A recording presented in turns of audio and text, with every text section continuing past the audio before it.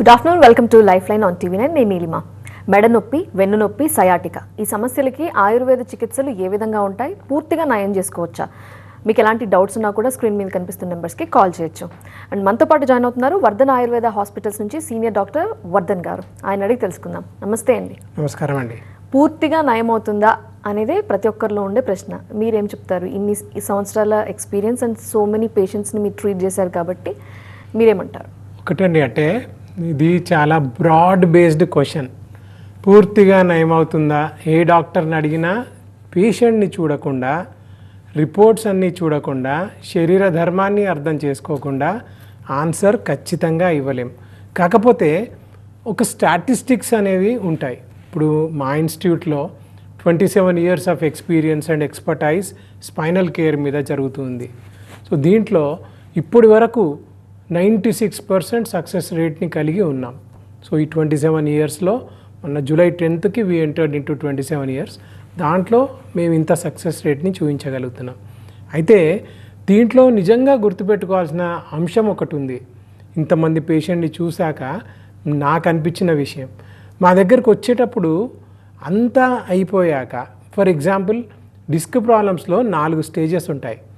మా దగ్గరికి వచ్చిన వాళ్ళల్లో యావరేజ్గా ఏ స్టేజ్లో వస్తారని మేము వెలికి తీస్తే 2nd స్టేజ్లో మాత్రమే మా దగ్గరకు వస్తారు. 3rd స్టేజ్లో ఎక్కువ మంది వస్తారు. లేదు, సర్జరీ చెప్పబడ్డాక సర్జరీని అవాయిడ్ చేయాలనే కోరికతో వస్తారు.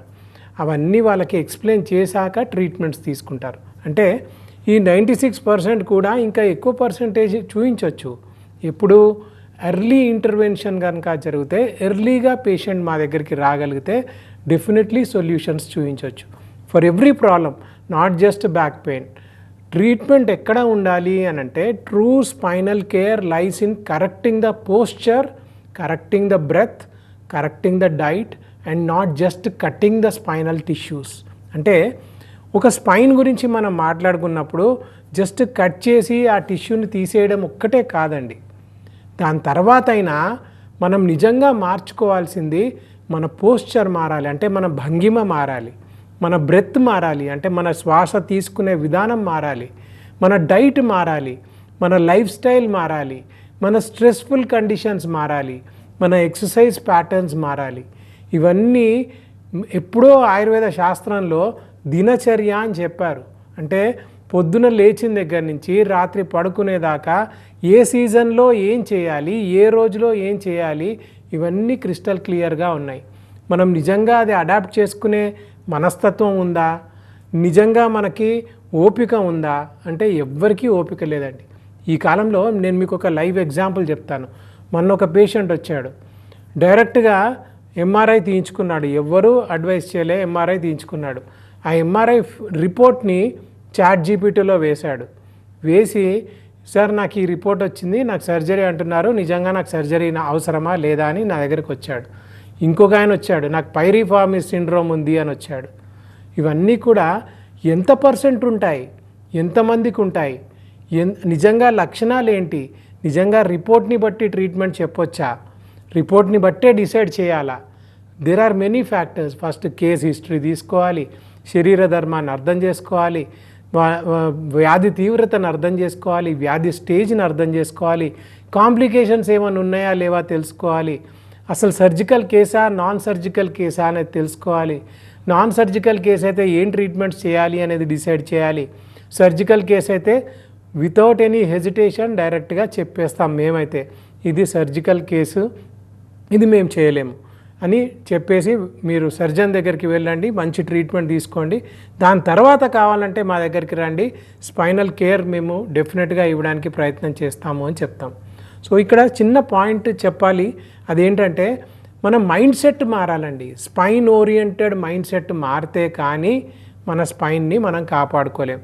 అసలు నిజానికి స్పైన్ ఎందుకు కాపాడుకోవాలి అని అంటే, స్పైనే మనల్ని నిలబెడుతుంది, కూర్చోబెడుతుంది, పరిగెత్తిస్తుంది, పనులు చేయిస్తుంది, మన జీవితాన్నే కాపాడుతుంది. కాబట్టి స్పైన్ని కాపాడుకోవాలి. అలాంటి స్పైన్ని కాపాడుకోవాలంటే మారాల్సింది ఎవరు? డాక్టర్లో, సర్జరీలో ట్రీట్మెంట్ చేసేవాళ్ళు కాదండి, ఎవరికి వాళ్ళమే మారాలి. రైట్. సో వెన్ను నొప్పి రాకుండా ఉండాలంటే ఏం జాగ్రత్తలు తీసుకోవాలి? స్పైన్ రిలేటెడ్ ప్రాబ్లమ్స్ రావద్దు అంటే బేసిక్ సింపుల్గా చెప్తానండి, అంటే 3-4 పాయింట్స్ చెప్తాను. నెంబర్ 1, మనము ఎక్కువగా ఏం ప్రాబ్లం చేస్తున్నాము, ఎందుకు ప్రాబ్లమ్స్ వస్తున్నాయని ఫస్ట్ గమనించాలి. అంటే మన లైఫ్ స్టైల్ అంతా, మీది నాది అందరిది కూడా, we SIT more and move less. మనం పుట్టింది, మన సిస్టమ్ పుట్టింది, హ్యూమన్ బీయింగ్ పుట్టింది, లేదా యానిమల్ క్రియేచర్ పుట్టింది కదలడానికి మాత్రమే, కూర్చోడానికి అస్సలు కాదు. కానీ మనం ఏం చేస్తున్నాము, 8 గంటలు కూర్చుంటాం. ఫర్ ఎగ్జాంపుల్, ఒక ఉద్యోగం చేస్తున్నాను, నేను డాక్టర్ని, నేను ఒక 8 గంటలు పని చేస్తున్నాను, 8 గంటలు కూర్చొనే ఉంటాను. ఇంటికి వెళ్తాము, మళ్ళీ చాలా కష్టపడిపోయామని సోఫాలో జారగిరబడి మళ్ళీ కూర్చుంటాం, ఒక 2 గంటలు కూర్చుంటాం. తర్వాత తినడానికి డైనింగ్ టేబుల్ మీద కూర్చుంటాం, తర్వాత పడుకుంటాం, వెళ్ళిపోయి మళ్ళీ రెస్ట్ తీసుకుంటాం. కదలిక ఏది? సో మనం నిజంగా ఎక్సర్సైజ్ చేస్తున్నాము, ఎక్సర్సైజ్ చేసేవాళ్ళు కూడా ఎక్సర్సైజ్ చేస్తున్నామని చెప్తారు. ఎంతసేపు చేస్తున్నారు? అరగంట చేస్తున్నారు, గంట చేస్తున్నారు, మిగతా టైం అంతా ఏం చేస్తున్నారు? కూర్చొనే ఉంటున్నారు. So first point to change is move more and SIT less. Number 2, కూర్చునే విధానాలు మార్చుకోవాలి. అంటే మీ పోస్చర్ మారాలి, మీ స్పైన్ మీద ప్రెషర్ పడకుండా చూసుకోవాలి. న్యూట్రల్ పోస్చర్ అని ఒకటి ఉంటుంది. మన ఇయర్స్ షోల్డర్స్కి స్ట్రైట్గా ఉండాలి, మన షోల్డర్స్ మన వేస్ట్కి స్ట్రైట్గా ఉండాలి, మన వేస్ట్ మన పాదాలకి స్ట్రైట్గా ఉండాలి నిలబడ్డప్పుడు, లేదా కూర్చున్నప్పుడు స్ట్రైట్గా, స్పైన్ స్ట్రైట్గా ఉండాలి. ఒక్కొక్కరికి ఒక్కొక్క న్యూట్రల్ పోస్చర్ ఉంటుంది. ఏ పోస్చర్లోనైతే మీకు పెయిన్ రాదో అదే మీకు న్యూట్రల్ పోస్చర్. అలాంటి పోస్చర్ని మీరు పాటించగలిగితే డెఫినెట్లీ ప్రాబ్లమ్స్ అనేవి రాకుండా ఉంటాయి. కరెక్ట్ అయినటువంటి ఆహారం తీసుకోవాలి, డైటరీ మేనేజ్మెంట్ సరిగ్గా చేయాలి. ఇప్పుడున్న ఫాస్ట్ ఫుడ్ కల్చర్లో ఏ ఆయిల్ పడితే ఆ ఆయిల్ తిని, ఏ మసాలాలు పడితే ఆ మసాలాలు తిని, నా సిస్టమ్ ఖరాబ్ కాకూడదు, నా నర్వస్ సిస్టమ్ చాలా బాగుండాలి, నాకు నిద్ర కూడా పట్టాలి అని కోరుకోవడం చాలా పెద్ద తప్పు. అండ్ నెయ్యి లాంటి పదార్థాలు, ఫ్యాటీ ఫుడ్స్ తీసుకోవడం నేర్చుకోవాలి. కరెక్ట్ అయినటువంటి ఆహారాలు, పోషకాలు తీసుకోవడం నేర్చుకోవాలి. కాల్షియం రిచ్ ఫుడ్ తీసుకోవడం నేర్చుకోవాలి. ఇది not just for your nervous system, but for each and every సిస్టమ్కి మనం హెల్దీగా బిల్డప్ చేసుకోవడానికి ట్రై చేయాలి. అంటే నేను ఇవన్నీ చెప్పినప్పుడు అదేదో నాకు నడుము నొప్పి వస్తుంది, దానికి ఒక్కటి ట్రీట్మెంట్ చేయండి చాలు అనేవాళ్ళు కూడా ఉన్నారు. కాకపోతే మూలం నుంచి మనం మార్చుకోకపోతే మళ్ళీ మళ్ళీ సతాయించే క్రానిక్ బ్యాక్ పెయిన్గా వస్తుంది. సింపుల్గా back pain affects your basic movements, but if neglected back pain can even become brutal. అంటే క్రూరమైనటువంటి బ్యాక్ పెయిన్గా మారే ఛాన్సెస్ కూడా ఉంటాయి ఒకవేళ మనం నెగ్లెక్ట్ చేస్తే. నెగ్లెక్ట్ ఎందుకు చేస్తున్నాము అని అంటే, మనం ఆ పని సరిగ్గా చేయలేం కాబట్టి, మనకు టైం లేదు ఎక్సర్సైజ్ చేయడానికి, టైం లేదు కరెక్ట్గా తినడానికి, కాబట్టి నెగ్లెక్ట్ చేస్తాం. అలా నెగ్లెక్ట్ చేసి కొంపలు ముంచుకునేదాకా తెచ్చుకోకూడదు. ఎందుకంటే back pain doesn't effect only a single person, it effects the whole family. Very true. అయితే అంత బ్రూటల్ సిచ్యువేషన్, సివియర్ సిచ్యువేషన్కి రాకుండా ఉండాలంటే ఏం చేయాలి? అసలు సిమ్టమ్స్ ఏ విధంగా గుర్తించవచ్చు అంటారు? ఇది సివియారిటీకి దారితీస్తోంది, ఇమీడియట్గా నేను డాక్టర్ కన్సల్టేషన్ తీసుకోవాలి, అలా? సింపుల్ అండి. అంటే ఫస్ట్ చిన్నగా నొప్పి స్టార్ట్ అవుతుంది, మనం ఏం చేస్తాము, ఆ నొప్పిని అస్సలు పట్టించుకోము. ఆ నొప్పిని పట్టించుకోము, మన పని మనం చేసుకుంటూ పోతాం. అసలు నొప్పి అంటే ఏంటి? నొప్పి ఏం చేస్తుంది అని అంటే, ఎక్కడో ఏదో ప్రాబ్లం ఉంది, దాన్ని కరెక్ట్ చేసుకో బాబు అని నొప్పి క్రియేట్ అవుతుంది. మనం ఏం చేస్తాము, అది వచ్చేది నాకు నా డైలీ లైఫ్కి ఇబ్బంది పెడుతుంది అనే ఉద్దేశంతో ఆ నొప్పిని సమసిపోయేటట్టు, అదిమి పెట్టేసేటట్టు ఓ పెయిన్ కిల్లరో ఏదో వేసుకొని మన పని మనం చేసుకుంటూ ఉంటాం. అలా నొప్పి వచ్చినప్పుడే మూల కారణం ఏంటి, ఎందుకు వచ్చింది, నేను బరువు ఎత్తితే వచ్చిందా, కూర్చుంటే వచ్చిందా, ప్రయాణాలు చేస్తే వచ్చిందా, లేదా ఎక్సర్సైజ్ ప్యాటర్న్ వికృతంగా చేస్తే వచ్చిందా, ఇవి మనం కరెక్ట్గా నేర్చుకోగలిగితే, తెలుసుకోగలిగితే దెన్ అండ్ దేర్ సొల్యూషన్స్ అనేవి వస్తాయి. కాకపోతే అలా నొప్పి వచ్చినప్పుడు నెగ్లెక్ట్ చేశామనుకోండి, స్పైనల్ కంప్రెషన్కి దారితీస్తుంది. నెక్లో కంప్రెషన్ వస్తే 26 రకాల లక్షణాలు వస్తాయి. తిమ్మిర్లు, పోట్లు, మంటలు వస్తాయి, 3 ఏళ్లకి 2 ఏళ్లకు తిమ్మిర్లు వస్తాయి, భుజం నొప్పి వస్తుంది, మోచేయి నొప్పి వస్తుంది, గుండెలో నొప్పి వస్తుంది, అసిడిటీ వస్తుంది, వామిటింగ్ సెన్సేషన్ వస్తుంది, చెవులల్లో సౌండ్స్ వస్తాయి, గుయ్యి అనే సౌండ్స్ వస్తాయి, చెవులల్లో నొప్పి వస్తుంది, చెవుల వెనకాల నొప్పి వస్తుంది, కంటి చూపు తగ్గుతుంది, స్మెల్ తగ్గుతుంది, టేస్ట్ తగ్గుతుంది, మ్యాండిబుల్ అంటే ఈ జా లైన్లో పెయిన్ వస్తుంది, హెడేక్స్ వస్తాయి, మైగ్రేన్స్ వస్తాయి, వర్టిగో వస్తుంది, తలంతా తిరిగిపోయే కండిషన్స్ వస్తాయి, చేతులన్నీ ఎండిపోయే పరిస్థితి దాకా వస్తుంది, పక్షవాతం వచ్చే ఛాన్సెస్ కూడా ఉన్నాయి. అదే నడుములో నొక్కుంటే 18 లక్షణాలు వస్తాయి. దాంట్లో తొడల వెనకాల, మోకాల వెనకాల, పిక్కల వెనకాల, పాదం పర్యంతం వచ్చే లాంగెస్ట్ నర్వ్ కంప్రెస్ అవుతుంది, సయాటిక్ నర్వ్ కంప్రెస్ అవుతుంది, తిమ్మిర్లు పోట్లు మంటలు వస్తాయి, పిక్కలు గట్టిగా పట్టేసే ఛాన్స్ ఉంది, మడిమ నొప్పులు వస్తాయి, కదల్లేని పరిస్థితి వస్తుంది, యూరిన్కి వెళ్ళాలన్నా రాత్రిపూట అసలు లేవలేని పరిస్థితి వస్తుంది, పడుకొని పక్కకు తిరగాలన్నా షాకులు కొడుతూ ఉంటాయి. మా దగ్గరికి జస్ట్ పిక్కలు పట్టుకుంటున్నాయని చెప్పి వచ్చారు. నేను చెప్పాము స్పైనల్ ప్రాబ్లం అని చెప్పాం, నమ్మలేదు. వాళ్ళు వెళ్ళేసి ఎంఆర్ఐ చేయించుకొని వచ్చారు, స్పైనల్ కంప్రెషన్ అని కూడా తెలుసుకున్నారు. దాని తర్వాత ట్రీట్మెంట్ తీసుకొని నార్మల్ అయ్యారు. ఇక్కడ ఏదొచ్చినా తిమ్మిర్లు, మంటలు, పోట్లు, నొప్పులు ఏవొచ్చినా ఇవన్నీ వాతం వల్ల వస్తాయి. వాతం లేకుండా మీకు నొప్పి లేకుండా, శూల లేకుండా వాతం ఉండదు. వాతం వచ్చింది అని అంటే ఈ 42 రకాల లక్షణాలు వస్తాయి. అశీతి వాత రోగాలు అని శాస్త్రంలో చెప్తారు. అంటే 80 రకాల వాత రోగాలు వస్తాయి. గ్రీవవాతం అంటే మెడ నొప్పి, కటీవాతం అంటే నడుము నొప్పి, సంధివాతం అంటే మోకాలు నొప్పి లేదా జాయింట్ పెయిన్స్, అపబాహుక వాతం అంటే సర్వైకల్ ఈ ఫ్రోజన్ షోల్డర్, ఇలా పక్షవాతం అంటే పారాలసిస్. అలా 80 రకాల వాత వ్యాధులు ఉన్నాయి. దాంట్లో ఒకటి వచ్చింది అనుకోండి, it is a progressive disorder. Next దానికి వచ్చే ఛాన్స్ ఉంటాయి. అందుకే మా దగ్గరికి వచ్చేవాళ్ళు ఒక్క నడుము నొప్పితోనే రారు. నడుము నొప్పితో పాటుగా అనుబంధంగా మెడ నొప్పితో వస్తారు, మోకాలు నొప్పితో వస్తారు, తిమ్మిర్లు, పోట్లు, మంటలు వీటన్నిటితో వస్తారు. అందుకే అన్నాను, ఇట్ బికమ్స్ వెరీ బ్రూటల్, చాలా క్రూరమైన వ్యాధి. సింపుల్ బ్యాక్ పెయిన్ని కనుక మనం అలక్ష్యం చేస్తే మీకు క్రిప్లింగ్ బ్యాక్ పెయిన్ దాకా, అంటే మంచానికి కట్టిపడేసేటువంటి బ్యాక్ పెయిన్ దాకా తీసుకెళ్ళి వదిలేస్తుంది మిమ్మల్ని. సో సయాటికా కూడా ఎక్కువగా వింటున్నామండి. ఈవెన్ 35-40 బిలోనే చాలామంది సఫర్ అవుతున్నారు. సిమ్టమ్స్ ఎలా ఉంటున్నాయి, రీజన్స్ ఏమంటారు, మీ అబ్జర్వేషన్ ఏంటి? ఒకటండి, అంటే మన బాడీలో నడుము ఏదైతే ఉందో అక్కడ వీక్ అయిపోయినప్పుడు లేదా ఎక్స్ట్రా ప్రెషర్ మనం పెట్టినప్పుడు, అంటే బరువులు అధికంగా ఎత్తినప్పుడు, ఇర్రెగ్యులర్గా కూర్చోవడం వల్ల, లేదు యూజువల్గా ఎవరికి కనబడుతుంది అని అంటే ఎవరైతే ఎక్కువగా కూర్చొని ఉండే జాబ్స్ చేస్తారో, నైట్ ఎక్కువగా ఎవరైతే చేస్తారో, హౌస్ వైఫ్స్ ఎవరైతే ఉంటారో, ట్రాఫిక్ పోలీస్ వాళ్ళు ఎవరైతే ఉంటారో, ఇలాంటి వాళ్ళకి ఎక్కువగా కనబడుతూ ఉంటుంది. అంటే మనకు బాడీలో 2 వీక్ పాయింట్స్ ఉన్నాయండి. మన పుట్టుకతోటే 2 వీక్ పాయింట్స్తో పుడతాం. ఎందుకు పుట్టాము, ఎందుకు అలా వచ్చినాయి వీక్ పాయింట్స్ అంటే 4 కాళ్ళ జంతువు నుంచి 2 కాళ్ళ హ్యూమన్ బీయింగ్కి మనం ఎవల్యూషన్ జరిగినప్పుడు స్పైన్ని, మన బ్రెయిన్ని అకామిడేట్ చేయడం కోసము మన స్పైన్ మీద 2 కర్వేచర్స్ ఏర్పడ్డాయి. ఒకటి మెడ దగ్గర, ఒకటి నడుము దగ్గర. సో మెడ దగ్గర వచ్చేసరికి C5, C6 పాయింట్ అంటారు, నడుము దగ్గర వచ్చేసరికి L4, L5 పాయింట్ అంటారు. ఈ పాయింట్ చాలా వీక్ పాయింట్ అనమాట. ఎలాంటి డ్యామేజ్ జరిగినా అక్కడున్న నరం నలుగుతూ ఉంటుంది. ఫర్ ఎగ్జాంపుల్, మనం చిన్నప్పుడు ఎప్పుడో సైకిల్ మించి పడ్డా లేదా చెట్టు మించి కింద పడ్డా ఆ టైంలో మీకు ఏమి కనబడకపోవచ్చు. యాజ్ ద ఏజ్ ప్రోగ్రెసెస్, లేదు ఆయుర్వేదం ప్రకారం మీరు వాతకాలంలోకి వచ్చేసాక, అంటే 40 దాటిన తర్వాత టిల్ డెత్, వాతకాలంలో ఎప్పుడైతే వస్తామో ఆ టైంలో మీకు వాత లక్షణాలన్నీ కనబడుతూ ఉంటాయి. రెండవది, ఏదైతే లంబార్ అనెస్థీషియా ఇస్తారో నడుముకి అక్కడ L4, L5 డిస్క్ దగ్గరనే ఇస్తారు. అక్కడ ఇవ్వడం వల్ల కూడా మీకు అక్కడ వీక్ పాయింట్ అనేది ఏర్పడుతూ ఉంటుంది.